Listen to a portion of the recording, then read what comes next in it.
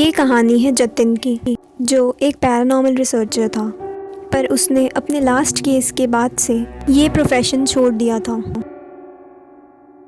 जतिन अपने घर पर सो रहा था, तभी रात के 2 बजे वो लैंडलाइन की आवाज़ से उठ जाता है।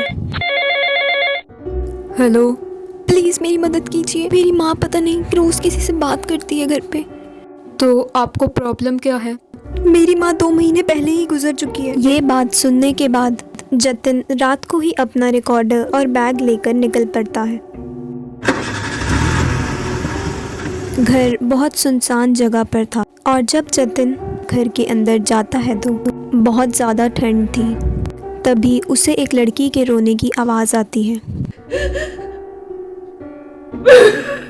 कौन हो तुम? मैं ही हूँ जिसने आपको यहाँ पे बुलाया। जतिन रिकॉर्डर को ऑन कर देता है। अगर कोई स्पिरिट यहाँ है तो अपनी प्रेजेंस शो करे। तभी उसे रिकॉर्डर से कुछ आवाज़ आती है। चुटकी, ये तो मेरी माँ मुझे बुलाया करती थी। बुलाती थी। तुम मुझे अभी तक नहीं बोल पाए ना जतिन। ये आवाज़ तो मेरी बीवी की है। कौन हो तुम? क्यों इस लड़की को परेशान कर रहे हो? तुम यहाँ मुझसे मिलने आए हो ना?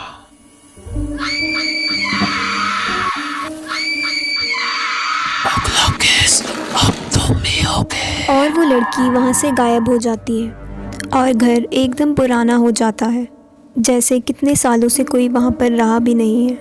पुलिस की इन्वेस्टिगेशन के बाद पता लगता है कि कोई भी लड़की उस घर में नहीं रहती थी। वो घर 10 साल से बंद पड़ा हुआ है, पर जतिन ने इस केस के बाद से ये प्रोफेशन छोड़ दिया था और वो एक नॉर्मल लाइफ जी रहा था। पर आज भी रात को 2 बजे के बाद रिकॉर्डर से अजीब आवाज़ें आती हैं और जतिन को अजीब सपने भी आते थे और उसे ऐसा लगता था कि कोई उसका पीछा कर रहा है। एक रात जब जतिन सो रहा था तभी उसे एक अननोन नंबर से कॉल आती है। तुम मुझसे मिलने कब आओगे जतिन? मैं तुम्हें बहुत याद कर रही हूँ। मुझे पता है तुम मुझे नहीं बोल पाए। कौन हो तुम और क्यों मेरे पीछे पड़ी हो? मेरी बीवी तो 7 साल पहले ही मर चुकी है।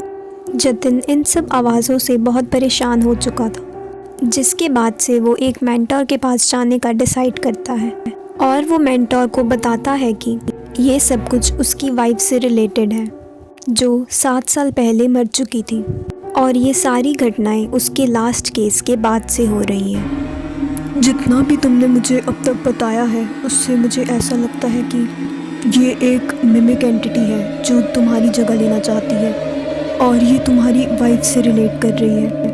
वो तुम्हारी जगह लेना चाहती है। तुम उसके लिए एक एंकर बनते जा रहे हो धीरे धीरे, और ये सब 7 साल के बाद इसलिए हो रहा है क्योंकि तुम अब तक उस गिल्ट से रिकवर नहीं कर पाए और इसका एक ही सॉल्यूशन है, तुम्हें उससे बात करनी होगी। अगली रात जतिन अपने घर पर 2 बजे उसी मिमिक एंटिटी से कम्युनिकेट करने का ट्राई करता है, पर उसे कोई रिस्पॉन्स नहीं मिलता और जब वो अपना रिकॉर्डर ऑफ करता है तो कौन है वहाँ पे? मैं तुम्ही से बात करना चाहता हूँ, मेरे सामने आओ। तभी उसे मिरर में अपनी बीवी नज़र आती है, पर जब वो पीछे देखता है तब बेड पर कोई भी नहीं था। मेरे साथ चलो जतिन, तुम्हें मेरे साथ चलना होगा। अगले दिन जतिन हॉस्पिटल में था और डॉक्टर्स का कहना था कि वो अपने घर पर अकेला था। जतिन को उस रात के बारे में कुछ भी याद नहीं था, पर जतिन बहुत ज़्यादा कंफ्यूज रहने लग गया था। उसे अपना किया हुआ काम भी याद नहीं रहता था और धीरे धीरे वो डिप्रेशन में जा रहा था। 1 हफ्ते बाद जतिन अपने मेंटर के पास जाता है। वो एंटिटी बहुत ज़्यादा स्ट्रॉन्ग हो चुकी है। अब मैं तुम्हारी मदद करूँगा। तुम्हें उसी रात को याद करना होगा जिस रात तुम्हारी बीवी मरी थी। जतिन उसी रात को याद करता है जिस रात उसकी बीवी मरी थी और वो उसे नहीं बचा पाया, इसलिए वो उसी गिल्ट को फील करता है जो उसे कई सालों से सता रहा था। और उसकी वाइफ की डेथ भी 2 बजे ही हुई थी। रिचा, तुम मर चुकी हो, तुम जा चुकी हो और ये सब बिल्कुल भी सच नहीं है। तुम ऐसा नहीं बोल सकते, मैं तुम्हारी वजह से मरी हूँ। जतिन उसकी किसी भी बात पर ध्यान नहीं देता और जतिन बेहोश हो जाता है। और उस रात के बाद से जतिन के साथ कुछ भी बुरा नहीं हुआ। ये कहानी है प्रिया की, जो अपने बेटे राहुल के साथ घर पर अकेली थी क्योंकि उसका हस्बैंड फॉरेन ट्रिप पर था। तभी उसके फ़ोन पर राहुल के दादू की कॉल आती है। हेलो दादू। मेरे प्यारे बच्चे, मैं तुम्हें बहुत याद कर रहा हूँ, मुझसे मिलने आ जाओ। राहुल अपनी मम्मी से दादू के घर जाने की बात करता है, पर प्रिया मना कर देती है। आप हमेशा ही ऐसे करते हो।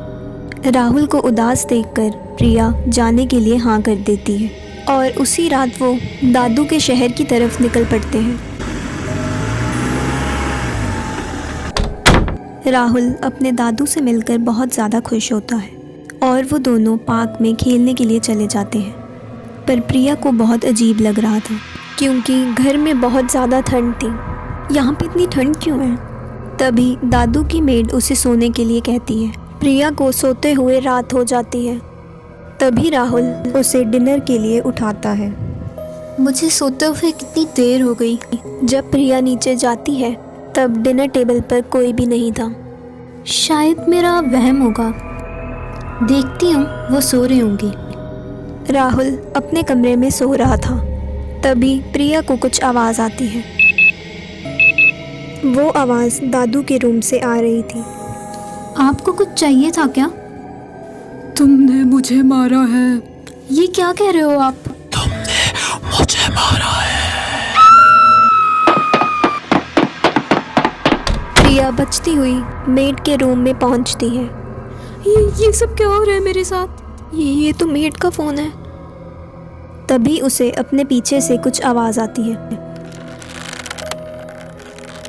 जब प्रिया पीछे मुड़ के देखती है तो उसे मेड पंखे से लटकी हुई दिखती है।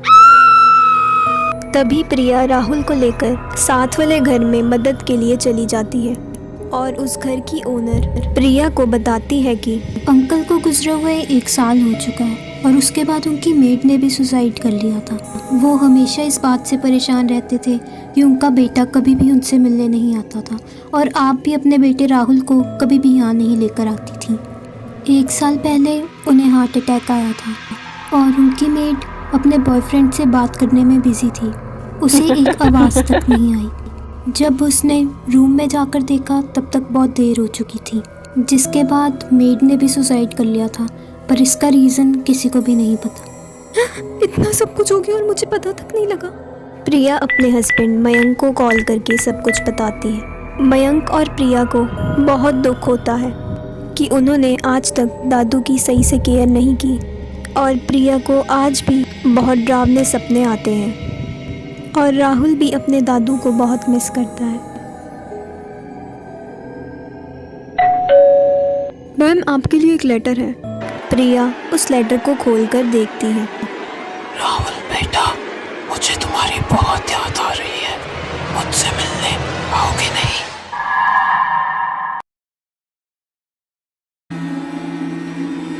ये कहानी है कार्तिक की, जिसकी कई इंटरव्यू देने के बाद भी कहीं पर भी जॉब नहीं लग रही थी। इसी वजह से कार्तिक बहुत परेशान था। उसकी इस परेशानी को देखकर कार्तिक का बेस्ट फ्रेंड गौरव उसे अपने साथ ही बार में जॉब रेफ़र करता है। अगले दिन से ही कार्तिक अपनी बार टेंडर की जॉब ज्वाइन कर लेता है। काम करते वक्त गौरव कार्तिक को बताता है कि कोई भी इस बार में 3 बजे के बाद काम नहीं करता। कहते हैं 2 साल पहले इस बार में आग लग गई थी, जिसकी वजह से बहुत सारे लोग मर गए थे और ओनर की भी डेथ हो गई थी, जिसके बाद से 3 बजे के बाद बहुत अजीब सी आवाज़ें आती हैं और जो भी यहाँ रुका है वो गायब हो जाता है। रात को बार में लड़ाई होने की वजह से कार्तिक को काम करते करते 3 बज जाते हैं। जैसे ही कार्तिक बार बंद करने वाला था, तभी उसे एक लड़की बैठी हुई दिखाई देती है। मैम, बार बंद हो चुका है। वो लड़की कार्तिक की कोई भी बात का जवाब नहीं देती।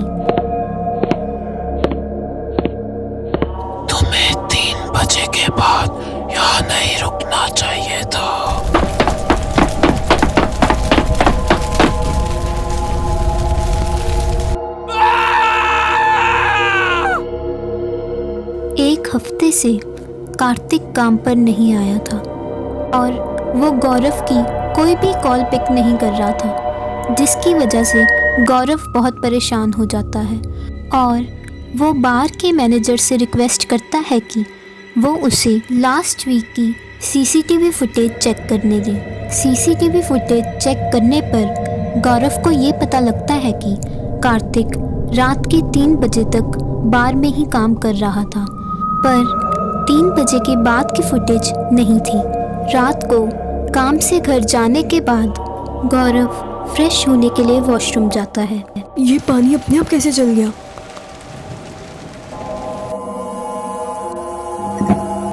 गौरव मुझे बचा ले, मुझे बचा ले गौरव। गौरव मुझे बचा ले। कार्तिक की तुझे क्या हो गया? तू कहाँ पे है?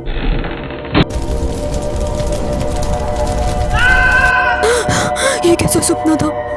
इतना सब देखने के बाद गौरव को ये तो यकीन हो जाता है कि उसके दोस्त के साथ बार में ही कुछ बुरा हुआ है। अगली रात गौरव सभी लोगों के जाने के बाद बार की 2 साल पुरानी न्यूज़ पढ़ रहा था। तभी उसे खिड़की पर किसी की परछाई दिखती है। तो तुम तो पुराने ओनर हो ना, तुम कैसे? ये मेरा बार है। मैं अपने भाई से बचपन से बहुत प्यार करता था, पर उसने इस बार की लालच में इस बार में मेरे साथ और लोगों को मार दिया, जिसके बाद से आज तक मेरी आत्मा को शांति नहीं मिली।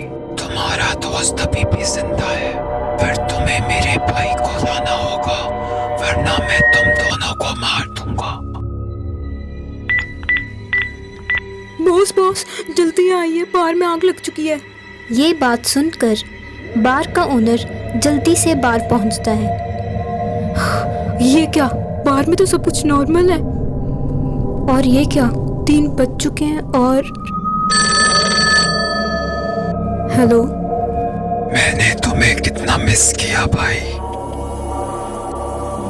ये सब लोग कहाँ चले गए? आखिरकार तुम यहाँ आ ही गए। ये बार सिर्फ मेरा है।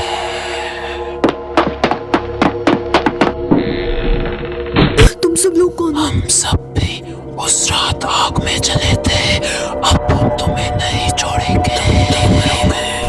तुम भी मरोगे, तुम भी मरोगे। उस रात के बाद से बार हमेशा के लिए बंद हो जाता है और गौरव के दोस्त कार्तिक की भी जान बच जाती है। ये कहानी है एक छोटे से शहर जबलपुर की, जहाँ पर लोग शाम के बाद घर से बाहर नहीं निकलते थे और कशिश ने उसी शहर में एक न्यू अपार्टमेंट लिया था। पहली रात जब कशिश अपने अपार्टमेंट में सो रही थी, तब 12 बजे के आसपास उसे कुछ आवाज़ें आती हैं।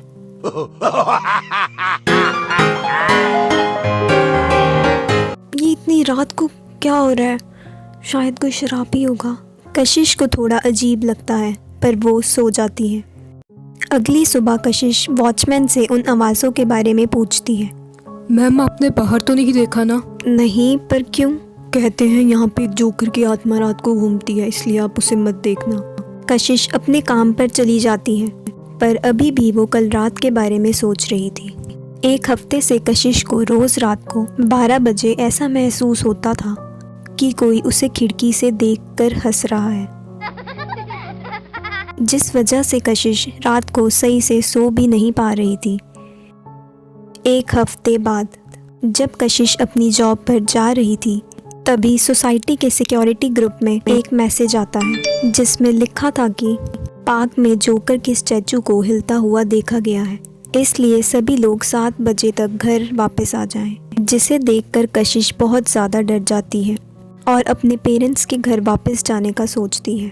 उसी शाम कशिश घर जल्दी वापस आ जाती है और जब वो फ्रेश होने के लिए बाथरूम में जाती है तो ये लाइट्स को क्या हो रहा है?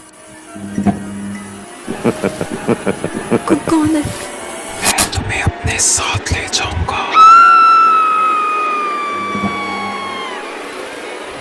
मैं तुम्हें देख रहा हूँ। ये सब क्या हो रहा है मेरे साथ? अगली सुबह कशिश अपने नेबर के घर पर जाती है और और उसकी नेबर उसे जबलपुर की 7 साल पुरानी कहानी सुनाती है। 7 साल पहले सोसाइटी के पार्क में एक बच्चे का बर्थडे ऑर्गेनाइज करवाया था, जहाँ पे उन्होंने एक जोकर को बुलाया था जो सभी बच्चों को बहुत पसंद था। पर जिस लड़के का बर्थडे था वो शाम को गायब हो जाता है और सोसाइटी के सभी लोगों को जोकर पर शक होता है और वो उसे ज़िंदा जला देते हैं। उस दिन के बाद से जबलपुर में उस जोकर की रोज़ रात को हंसने की आवाज़ें आती हैं। इसी वजह से लोग रात को अंधेरा होने के बाद बाहर नहीं निकलते और कहते हैं जो भी उस जोकर को देख लेता है वो उसका अगला शिकार बन जाता है। ये सब सुन के कशिश अपना सामान पैक कर लेती है और अपने पेरेंट्स के घर पर जाने के लिए तैयार हो जाती है। जैसे ही वो शाम को अपने घर से निकल रही थी तब हेलो, शो स्टार्ट हो रहा है कशिश। कौन है वहाँ पे? तुम्हें पीछे देखना होगा कशिश, पीछे देखो वरना मैं तुम्हें मार दूंगा। कशिश बहुत ज़्यादा डर जाती है और जैसे ही लाइट्स वापस आती हैं तो वो देखती है कि जोकर उसके पीछे ही खड़ा है। पर तभी उसे नेबर की बात याद आती है। हमेशा ये याद रखना कि जोकर की आंखों में मत देखना। और वो पीछे नहीं देखती तुम पीछे क्यों नहीं देख रही कशिश? और जोकर वहाँ से गायब हो जाता है। ये सब क्या था? मैं यहाँ एक पल नहीं रहूँगी अब। कशिश इतनी ज़्यादा डर जाती है कि वो उसी समय जबलपुर को छोड़कर अपने पेरेंट्स के घर पर वापस चली जाती है। पर आज भी उसे बहुत ज़्यादा डरावने सपने आते हैं और वो उस रात को आज भी नहीं भुला पा रही।